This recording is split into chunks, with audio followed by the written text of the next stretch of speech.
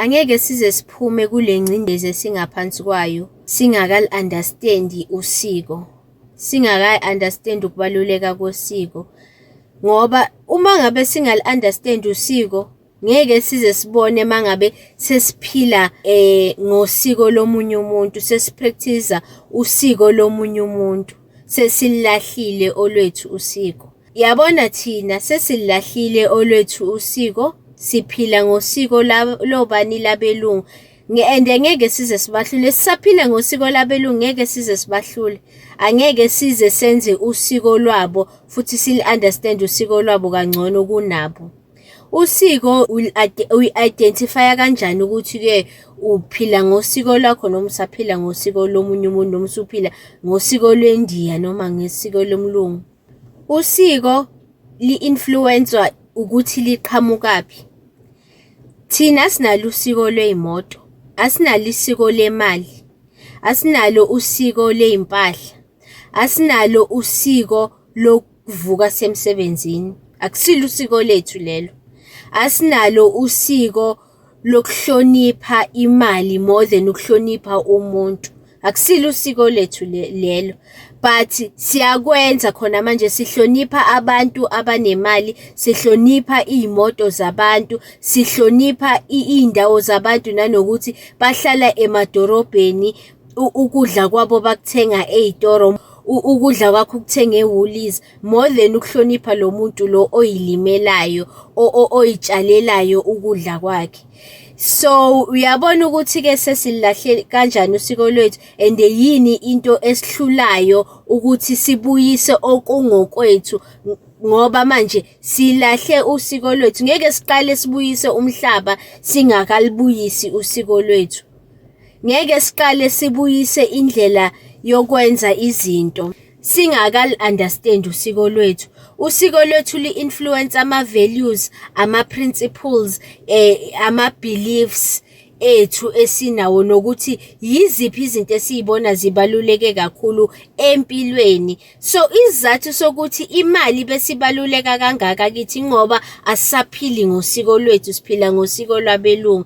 Isizathu sokuthi iy'moto nokuhlala edorobheni nokushopha e-Woolworths sekuyinto important kangaka, nokuba ne-education, iphepha elibhala ukuthi-ke une-diploma, une-certificate, une-degree. The reason why sekubaluleke kangaka ingoba asiphili ngosiko lwethu, siphila ngosiko labantu abangasibo abalami, labantu abangasiko abendabuko yala la thina sihleli khona lapha esiphuma khona. And isizathu sokuthi bakwazi ukuthi bahlale lana kube yibo abaphumelela kakhulu emhlabeni omkhulu nogogo wamadlozi ethu, yingoba thina asinqeni ukuthi-ke senze imisebenzi, sicele idlozi lethu, sicele ithonga ukuthi mali sikhanyisele ukuze sizokwazi ukuthi siphile ngosiko lwabo, ukuze sizokwazi ukuthi sibe nemali, ukuze sizokwazi ukuthi sibe ney'moto, ukuze sizokwazi ukuthi sihlale emadorobheni, ukuze sizokwazi ukuthi sidle ukudla okuphuma ey'toro, singadli lokhu esiyilimele kona, esiy'tshalele kona, savuna imisebenzi yezandla zethu. So yingakho-ke beyohlale besihlula. Cabanga nje ithonga lakho njalo fanele likhanyiselele ukuthi wena phila ngosiko lomunye umuntu, excel in usiko lomunye umuntu. Yabona usiko lwabo bona bali-understanda ngale ndlela yokuthi asikwazi ngisho ukubahlula ngisho nange-corruption. I-corruption is their tradition.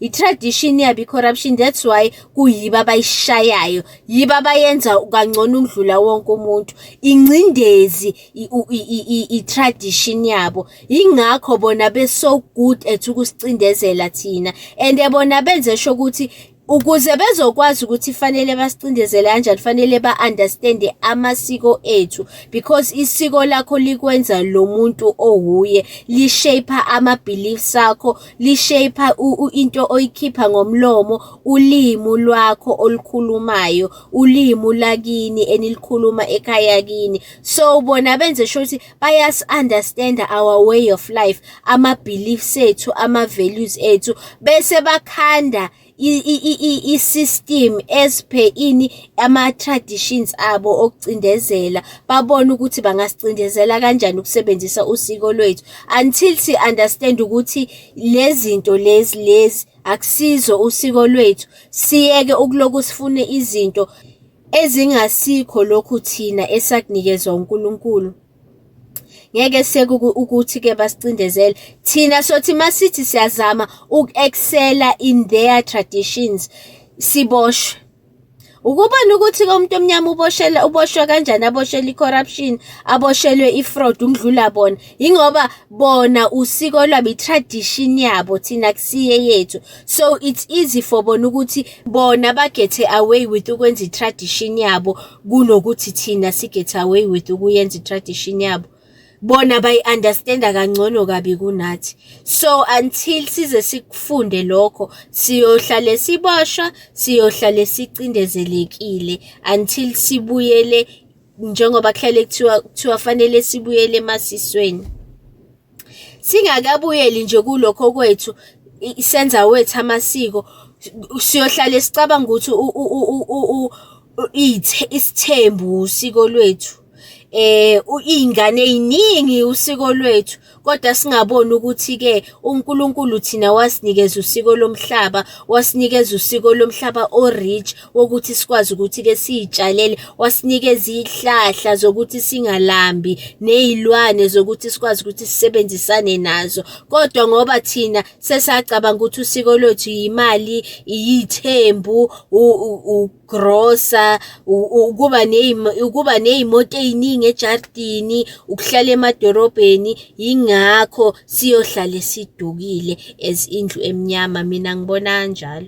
Abanye abantu kuzofanele ukuthi ba-understand ukuthi njengoba bekhona la emhlabeni, imiphefumulo yabo it's their last time iza la emhlabeni, because iy'fundo lezi bekufanele bayifunde yizo lezi abayifundayo. Abanye bazophasa, abanye angeke baze baphase. You are paying out your karmic debt. Kusho ukuthi iy'kweletu zakho kuma-past lives akho, iy'mpilo osuke waba nazo, njengoba uzo-reincarnate kulokhu, iy'fundo obuzela ukuthi-ke uzoyifunda, noma kwakufanele ngabe wayifunda kuleza impilo lezane wawunazo, wahluleka ukuyifunda, njengoba usuphinde wabuya futhi la emhlabeni uzophila le mpilo leyo oyiphilayo. You have to understand ukuthi it's your last time. That's why kuso difficult, yonke into inzima ngale way engakhona. And mawufuna ukuyi-identify ukuthi-ke are you part of labo bantu labo yini asebezela emhlabeni for the last time, imiphefumulo yabo ethunyelwe la kulesikolo lesi sesibiza ngomhlaba for the last time. Evaluate i-creativity yakho, because the more creative you are, the more connected to the divine you are. If awusiye umuntu o-creative or okwazi ukuthi-ke aqale into from i-intuition yakhe, from into esuka kuye la ngaphakathi erepresenta ubiyena, ongakopeli izinto zabanye abantu, ovela aqale nje into out of nothing, igcine ifomeka into something. Loyo muntu loyo usondelene kakhulu nezinto zakamoya, and ingqondo yakhe more open ukuthi ingaxhumana nezinto zakamoya than bonke laba abanye abantu. This is why izinto ey'ningi ezenzeka empilweni yakho zikufundisa ukuthi uface zonke izinto ezikuholda back empilweni and urelease. This is why lo nyaka lona so important. Yabona, this is the year of the snake and this is the year of 9. So lo nyaka very important ekutheni udedele zonke izinto ezikubambela emuva. And futhi-ke sisesikhathini esihle manje ngoba siku-waxing Gibbous Moon, and i-waxing Gibbous Moon nayo eyakho ukureleasa before you start over. So yabona yonke into yakho iya-aligna in terms of ukuthi release yonke into yakho engakusebenzeli. Tap into i-creativity yakho kuyo yonke into oyenzayo. Tap into i-creativity yakho. I-creativity yakho is the source of wonke ama-solutions ey'nkinga zakho onazo. Obviously bakhona abantu abazela ukuzoba ama-karmics la. So a karmic umuntu ozele ukuzokufundisa isifundo sokuthi if unga-ascendi, if ungayifundi lezi zinto okufanele uyifunde, ugcine uxhumana with the divine at a higher level, nayi impilo ekumele la, impilo yokungavuki, impilo yokungakwazi ukuthi ukhulume nabakini abangasekho, impilo yokuthi ungakwazi ukuthi uyixhumanele wena ngokwakho noNkulunkulu, udinge ama-middlemen. So abanye abantu yiwo umsebenzi wababawuzele, labazele nje ukuzoba isiphazamiso. Nabo banendawo yabo, indawo yabo izokuphazamisa, yingakho bona be-more invested in ukuthi bakuphathe kabi. Ngaso sonke isikhathi fanele bakuhlukumeze umphefumulo ukuze ungabi nokuthula, ngoba mangabe unokuthula yilapho connecta khona kangcono. So umsebenzi wabo ukuzokuphazamisa. So we have to understand ukuthi-ke yonke into inendawo yayo, yonke into inomsebenzi wayo. Enye into iyeza i-full moon, so sipreparela lokho manje. So release yonke into odinga ukuyirelease, and manje njengoba i-Mercury retrograde iphelile ngeyi-7 za-April, isisesekwenye i-retrograde ye-Venus esenzakala. So i-Venus retrograde isibhekisa nama-emotions, idila nje nama-emotions nama-relationships ethu, ukuthi si-relate kanjani nabantu, ama-partnerships esiba nawo nabantu ayasiza noma asibambele emuva. So you will find ukuthi izinto eziningi kakhulu ezenzeka empilweni yakho zikuforce ukuthi ubhekane nalama-relationships owafomayo, nazo zonke nama-values zakho, nama-principles zakho, nama-ethics akho. So yizo zonke izinto ekufanele ukuthi upay the most attention kuzo, and learn lokho kufanele ukufunde kuzo zonke lezi zinto lezi ezenzakalayo, and reflect and understand ukuthi-ke okufanele ukudedele bekungeke uzo kufanele ukudedele if bekukusiza. Into obonayo ukuthi-ke it hurts you more than it helps you, yekela, hlukana nalezo zinto lezo, otherwise you will find yourself ungayifundanga izifundo ufanele uyifunde, ugcina ubuya futhi having to reincarnate into this world because izifundo kwakufanele uyifunda uzange uzifunde. So help yourself. Laba basebenzisana nomoya wobumnyama, you have to understand ukuthi umoya wobumnyama awuvele nje uyizele kuwe, uyawumema. So nabo njengoba bekwazi ukuthi-ke bakhulumisane nawo, ba-collaborate nawo ukuze bezokwazi ukuthi badeleye, bastole izinto zakho empilweni yakho, you have to understand ukuthi they first have to invite loyo moya empilweni zabo kwawabo amakhaya. So loyo moya uba i-guest empilweni zabo, bawulanda bona lapha bawulanda khona, uqale ube seyimpilweni zabo. So before bengawuthuma ukuthi uzohlupha wena, baqale bawamukele bona. So the thing is about energy is that once you attract certain things empilweni yakho, ukufika kwayo leyo nto oyibizile ifike ibe ne-impact empilweni yalo muntu oyibizile. That's why kuthiwa-ke be careful ngezinto oyicabangayo, be careful ngezinto oyikhulumayo, umlomo uyadala. Be careful ngezinto alawo ukuthi-ke zibe nendawo empilweni yakho, because lezo zinto zi-influencer i-environment yakho, zi-influencer i-energy that flows in your life, and zi-influencer whether you are a high vibrational person or a low vibrational person. So labantu laba naturally they cannot be high vibrational people. Ukusho ukuthi njengoba sebe in collaboration nemoya yobumnyama, they are low vibrational people. Kusho ukuthi vele bafana nabantu abaphila esihogweni. Umuntu ophila esihogweni nangebhadi akakwazi uku-enjoya izinto njengomuntu who vibrates high, akakwazi ukujabula njengomuntu who vibrates high. Ayikho into akwazi ukuthi ayi-enjoye and imgculise njengomuntu who vibrates high, because yena uyi-low vibrational individual.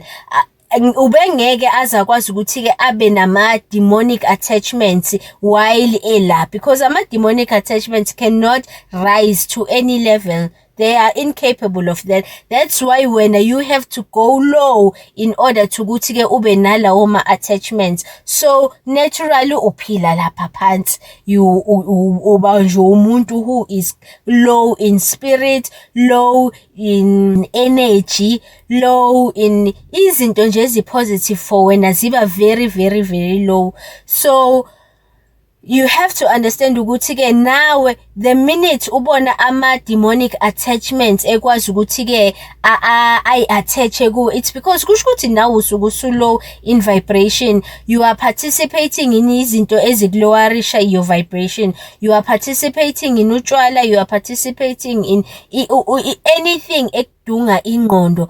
Maybe usune depression nazo zonke lezo zinto. So in order to ukuthi uwasuse lawo ma-demonic attachments to yourself, nanokuthi angabi nendawo empilweni yakho, nanokuthi angabi namandla empilweni yakho, make sure you vibrate high, make sure ukuthi ke une-movement empilweni yakho. Izinto nje like mawuzizwa uba ne-anxiety, uyaphuma uyoshaya moya ube in nature, you work with amanzi, uyakhuluma namanzi, khuluma izinto ezi-positive over impilo yakho, you read izinto ezi-positive, you listen to izinto ezikuphakamisa umoya, umusic, you make sure ukuthi even umusic olalelayo uplifta ispirit sakho. Lezo zinto they make it really hard for ama-demonic attachments ukuthi a-attach kuwe, and for lezo zinto lezo ezi-negative ukuthi ke zibe nendawo futhi zibe ne-impact enkulu kakhulu empilweni yakho. But if nawe uzohlala in a low energy and uvibrate low, you make it easier for lezi zinto ukuthi ikwazi ukuthi zi-attach kuwe. Kanti uma ngabe wenza izinto to keep your morale high and your confidence high, even though sometimes ezinye izinto sibuka impilo zethu singanaso izizathu esiphathekayo sokuthi be confident, but if you can't be confident in yourself, iba confident endlozini lakho, iba confident uNkulunkulu, be confident in the possible future ongaba nayo. Just nje ukuthi wenzele ukuthi lezi zinto zingakwazi ukuthi zi-attach ku, uzobona because i-energy ayidestroyeki, izobuyela emuva lapha eqhamuka khona. Yabona lo oyibizayo, lo osebenzisana naye, ibuyelele kuye, ngoba manje ayikwazi ngithi uku-attach ku, ibuyela lapha ekwazi uku-attach khona. Kusho ukuthi ngaso sonke isikhathi mayingakwazanga ukuhlala ku, ibuya ku. So ngaso sonke isikhathi fanele ahlale ethola lapha azoyithuma khona, lapha azoyithuma khona in order ukuthi ingabuyi izohlala kweyakhe impilo. But if sonke we make sure ukuthi ke we vibrate high, sibona ukuthi we are under spiritual warfare, nanokuthi ke siya-attackwa, we make sure ukuthi we try as much as possible ukuthi sibe in high spirits, kuzoba nzima kabi for labantu abasebenzisana nemoya yobumnyama. Into eyenza abathakathi ba-thrive yiwo lama-depression. That's why ubona even umuntu ombona ngazathi ulawula amadimoni, ngaso sonke isikhathi ufuna ukukuhluphuza, kuhlukumeza, kuzwisa ubuhlungu, because uyazi ukuthi once wezwa ubuhlungu, once waba ne-anxiety, once waba ne-depression, once waba ne-fear, your vibration lowers, which means ama-attachments, it becomes easier for them ukuthi a-attach kuwe lawa adimoni, lawa bhiza lawulwa yena. So whether it's a parent oloku ekhuluma izinto afuna ukuthi azikuhlukumeze umphefumulo ungabi nanjabulo, umngani, ibossi, i-supervisor, whoever nje in your life ofuna ukuthi ke wena ungayithembi, just understand lo muntu unama-demonic attachments and ufuna ukuwashare manje lama-demonic attachments nawe ukuthi awakwazi ukuthi a-attach kuwe. Ungavumi because it's very difficult ukuthi ususe lezo zinto mase zize za-attach kuwe. You become more susceptible to i-depression, ama-anxiety nazo zonke lezo zinto. Zilwise as much as you possibly can. Ungagive into ama-feelings of negativity.